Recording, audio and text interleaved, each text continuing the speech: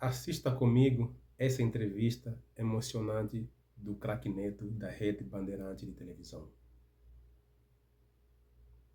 Tem pessoas que têm 15 milhões de seguidores, não tem um projeto no seu mandato.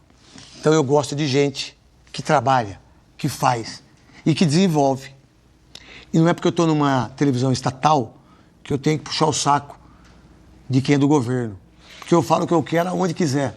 E tanto é que eu fui um dos caras que brigou de uma maneira monstruosa contra o bolsonarismo. E aqueles que são contra o PT ou que acham, tá tudo certo para mim. Tá tudo certo para mim. Eu só penso nas pessoas. É isso que eu posso falar. O Lula tem uma característica, por exemplo, das vezes que eu conversei com o Lula falou assim, eu não perco o programa do Neto um dia. Ele fala para mim... Eu não estou dizendo isso para puxar o saco do Neto. A Janja grava para mim, craque Neto. A Janja grava quando eu tenho... Falei, ô presidente, muito obrigado. E você nunca teve um contato direto assim com o Lula? Tive. Porque ele é corintiano pra caramba. Eu tive uma vez, teve um congresso na Band sobre agro, e ele deu uma palestra, e aí eu saí rapidinho, depois da palestra eu fui embora, aí eu tava saindo embora, aí o vice-presidente da Band, o Meira, me chamou, que falou, Marcelo Meira me chamou, falou assim, o presidente quer falar com você, eu falei, fala pro senhor Johnny que eu falo com ele amanhã. Falou, não é esse presidente. Não, presidente, não, porque eu sou Johnny, né? E aí não, é o presidente Lula. Aí eu subi, fui lá, ele conversou comigo, tudo, bateu um papo, conversei com ele. A gente falou sobre futebol, ele que é corintiano. Eu mandei minha camisa para ele, mandei a camisa pro Padilha, que é um cara que eu tenho uma visão do que é a política. Acho que o ministro Padilha, ele é um cara... Eu adoro ele. Extremamente sensível, um cara da saúde, um cara que é da vacina, um cara que é médico, um cara que transforma o seu... Quando você escuta o ministro Padilha falar, você vê que ele fala com o coração, que ele fala de uma maneira legal. É um cara que eu tenho um contato muito forte, assim, converso muito com ele, né? Mas, assim, o presidente Lula me convidou para jogar bola lá. Falei, presidente, primeiro você ganha, aí depois nós marca o jogo aí. Aí nós vamos lá em Brasília, vamos bater uma bola lá. E está tudo certo. Espero que essas eleições sejam umas eleições tranquilas, vão ser polarizadas, mas que as pessoas aceitem o princípio do contrário sempre.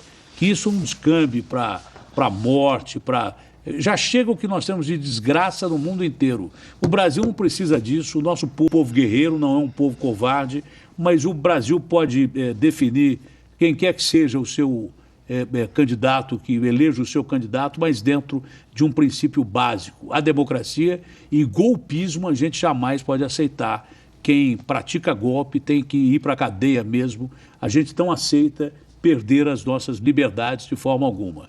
Democracia, acima de tudo, é o que a gente leva até o fim da nossa vida, porque perder a liberdade é perder a razão de viver. Então, meu irmão, quando a gente tem pessoas que amam a gente, quando a gente procura se dedicar naquilo que você tem que fazer, eu não posso desejar para minha mãe, para meu pai, para meus irmãos, eu não posso deixar de fazer os meus irmãos, a minha família, ter aquilo que eu tenho, sacou? Então eu tenho uma casa foda, tenho carro, porque a minha família não mora mais nessa casa. Minha mãe não mora, meu pai não mora, meus irmãos não moram, porque eu venci na vida. E eu acho que a maior verdade numa pessoa é quando você compartilha o amor. Sabe quando você compartilha o amor? Quando eu precisei, tinha poucas pessoas que acreditaram em mim. Pouquíssimas. Eu não sei porquê. Muito poucas pessoas tiveram uma visão de como você teve, como meu pai teve. A minha mãe não teve a visão que eu ia ser o que eu sou. Mas o meu pai teve.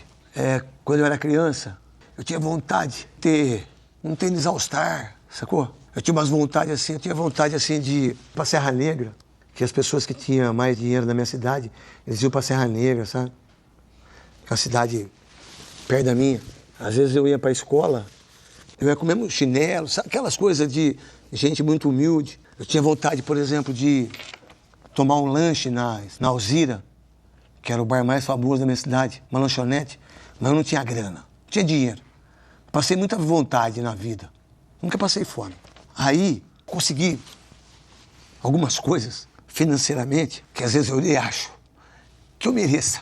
Tem umas coisas assim, eu sempre gostei, quando eu comecei a ganhar dinheiro, eu sempre gostei da minha cidade de um jeito assim muito louco. E eu fiz investimentos na minha cidade que eu nem precisava fazer. Mas eu sempre quis mostrar para as pessoas que eu venci na vida. Então, tem um condomínio na minha cidade de bacana, que é a ruinha. A rua inteira é minha. Minha. O cara que entregava fruta na porta da minha casa, e eu ficava vendo as maçãs vermelhas, aquelas melancia, aquelas coisas legais, aquelas uvas verdes, sabe? E eu não tinha dinheiro, minha mãe, meu pai não tinha, nem minha mãe. Eu só vi isso depois, né? Porque quando eu era criança eu não tinha... Não tem noção. Não tem noção, e nem meu pai. Eu nem pedia. Hoje o prédio do cara é meu. O prédio é meu. O prédio é meu inteiro. O prédio é meu. Então, eu ajudo atletas paralímpicos, eu ajudo atletas olímpicos, que ninguém ajuda. Eu dou faculdade para as pessoas que elas nunca poderiam ter uma faculdade. Porque quando o imbecil do Túlio diz, juntamente com a sua esposa e com a sua filha, que a escola pública é uma coisa... Você não sabe que os maiores pensadores do Brasil e do mundo vieram da escola pública.